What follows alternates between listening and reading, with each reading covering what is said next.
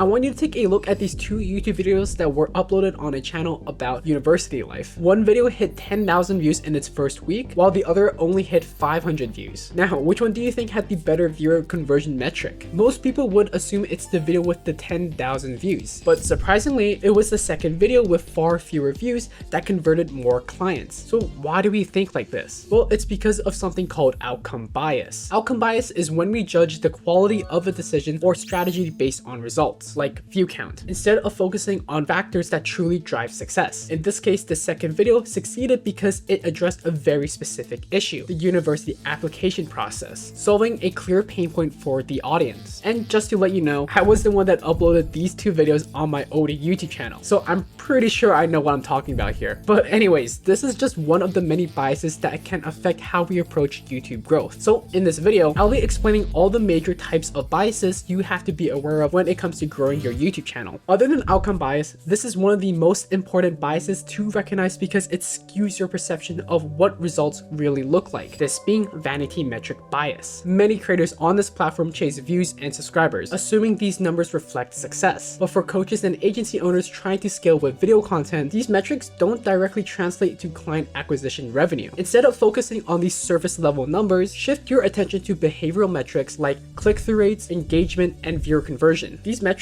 are actionable, and it tells you how well your content connects with your audience and if it actually drives growth. Remember, you're trying to build a business and not trying to just chase internet fame. Vanity metric bias is something I actually explored in one of the previous videos that I just recently uploaded, where specifically it's about this video right here, talking more about why views and subscribers do not matter anymore on YouTube. So if you want a deeper dive into that topic, be sure to check it out. This next bias I'm about to share is one of the most overlooked, but yet it's responsible for killing the success of thousands of other YouTube channels. What I'm talking about is survivorship bias. This bias occurs when creators focus only on successful examples, while ignoring the countless other channels that have also failed. While in the context of YouTube, it's easy to overanalyze big name creators who seem to have cracked the code, while overlooking thousands of channels that had used a similar strategy but didn't succeed. What works for a massive audience doesn't always translate to a smaller, more niche down channel. For example, let's say you're a channel focused on helping e-commerce owners attract customers using Facebook ads. Would it make sense to adapt the same over-the-top, high-budget strategies that you see on Mr. Beast's channel? Of course not. That doesn't make any sense at all. Your audience isn't looking for any flashy stunts or extravagant giveaways. You're looking for actionable advice tailored to their business needs. An extreme example, but you won't believe how many creators are trying to copy this extravagant strategy to grow their channels. Copying a strategy that works for a broad entertainment audience won't resonate with your specific niche, and it could also alienate any potential clients. So to avoid falling into this pit trap, analyze strategies that work for channels that are similar in your size, in your niche, and in target audience. So by doing this, you'll gain actionable and realistic insights that you can follow to avoid all of these failures similar channels have experienced. While survivorship bias tends to get a lot more attention, there's another bias that's just as dangerous but often goes under the radar. And this bias really impacts your channel's growth. It's called anchoring bias, and chances are it's already shaping the way you create and analyze your content without you even realizing it. For a quick explanation, anchoring bias tends to heavily rely on the first piece of information we are given about a topic, like a ship anchored to one spot. That's exactly where the name comes from. When it comes to YouTube growth, this often looks like creators fixating on arbitrary milestones, like 100,000 subscribers, as the ultimate marker of success. So what is the problem here? This subscriber goal anchors and blinds you from the more meaningful and insightful wins that actually drive client growth. For example, instead of celebrating how many viewers you've helped with your videos or how many of them converted over into paying clients, you might focus only on hitting that 100,000 subscriber mark for the perception of success. So to break free from anchoring bias, shift your focus to behavioral metrics that actually matter, like click-through rates, viewer retention, and most importantly, how many of your viewers actually take action, such as booking calls or signing up for a service or newsletter. Remember, it's not about hitting the biggest numbers possible. It's about building a sustainable system for growing your business through YouTube. With that being said, let's talk about a bias that doesn't stem from the creator, but rather the viewer's perspective. And this being is familiarity bias. This bias impacts the way viewers choose what videos to watch because they tend to focus on what they are really familiar with. For example, imagine if you're looking for a review of the new Apple Vision Pro. Which video would you most likely click on? Most people in this scenario would go with MKBHD's video, and this is because his name and brand are so familiar. But this doesn't mean that this smaller or less known creator didn't create any great content or the content of the Apple Vision Pro sucked, but this creator loses out due to to this cognitive shortcut viewers take. Do you see how familiarity bias can be quite tricky to control sometimes? But this is not to say that even if you have low views and subscribers, your channel will not grow. This is definitely not the case. In fact, to minimize the impact of viewers' familiarity bias, you want to focus on researching video ideas that are considered outliers on smaller channels. Outliers are videos that are considered to have performed exceptionally very well compared to the normal channel average. The reason why you want to look at smaller channels is because they are not susceptible to familiarity bias. Let's say if a channel only has 500 subscribers but gained 10,000 views for one video, this is a great indicator that familiarity bias was not a factor in why the video blew up. So because of this, you can take inspiration from this video idea, like this one, and try it out for your own channel. So as a rule of thumb, when it comes to avoiding familiarity bias, research channels that have less than 100,000 subscribers to get a better result. So when it comes to your behavior as a creator, there's one bias that can severely impact your decision making and stunt your growth: overconfidence bias. This cognitive bias leads us to overestimate our knowledge and abilities, causing inaccurate predictions and misguided strategies. In YouTube content creation, overconfidence bias often shows up when creators assume they know what their audience wants to see, without conducting proper research or engaging with the community to really understand what they want. For instance, imagine your channel is all about movies and TV shows, but you suddenly start uploading videos that are more general about world news. Making the shift alienates your core audience because they didn't subscribe to your channel because they wanted to watch world news. They subscribe because they want to learn more and watch more content about movies and TV shows. Now, you might argue that you should create content that you're passionate about, and that is valid. But if your goal is to grow and maintain consistency, you need to prioritize what your viewers want to see. Think of it like running a business here. When solving a customer's problem, you don't push irrelevant services. We all know how annoying that could be, right? The sales rep just walking up to you, promoting all these unnecessary products, but you just have a different problem at hand. But what you really need to focus on is delivering exactly what they need. And the same principle applies to YouTube. Drop the assumption that the content you want to upload will definitely succeed, and instead focus on delivering videos that matter to your viewers. Success comes from understanding and serving your audience's needs. So moving on from overconfidence bias, one of the most common biases that can cloud your judgment as a creator is recency bias. This is the tendency to put too much weight on recent events or trends, often at the expense at considering long-term data. When it comes to YouTube, this might look like focusing on a sudden dip in views in a video and making drastic changes to your strategy or upload schedule without accounting for broader trends or seasonal fluctuations. Let me share a personal example to show you how recency bias can mislead you. A few years ago, I ran a YouTube channel helping high school students apply for my university program, as I mentioned earlier. One video I uploaded didn't get as many views in the first place, and by all appearances, it seemed like a failure of a video. I had a lot of friends that subscribed to my YouTube channel, and they assumed my channel was straight up failing from the beginning because I wasn't hitting thousands of subscribers. But a few months later, something surprisingly happened. The video started gaining traction. How was it able to gain traction after uploading for a whole month ago? The reason? Because November to December, which is the prime university application season, was when students actually started going onto YouTube or even Google and searching about this content. Fast forward to today, that same video has over 11,000 views. So this example that I'm showing you guys might be a proof of underperformance in the short term, but it could just be a matter of timing when the video actually does bring in results. So what is the key takeaway from this? Don't let recency bias drive you to panic or make drastic impulsive changes. Some videos take time to perform, especially if those hinges on specific seasonal trends. And even if a video doesn't take off, it won't necessarily impact the performance of your future uploads. Focus on consistent improvement and trust the process, and you'll definitely see the results. Another cognitive bias that you have to be aware of, and it's the one that probably matters the most, as I've mentioned so many times, is confirmation bias. This bias leads us to focus only on information that supports our pre-existing belief while ignoring evidence that challenges them. And when it comes to YouTube, this bias can heavily influence how you approach channel growth. More specifically, creators growing their channel tends to look at reasons why they need a lot of views and subscribers. For example, many creators fixate on the success story of larger channels like Alex Hormozi. His insane rise is undeniable. He's built one of the biggest business YouTube channels out there in just 4 years, generating over hundreds and millions of dollars in income. It's easy for others, in this case entrepreneurs, to see his success and think, hey, if I follow his strategy and get massive views and subscribers, I'll achieve the same results. But that kind of thinking reflects confirmation bias. Why?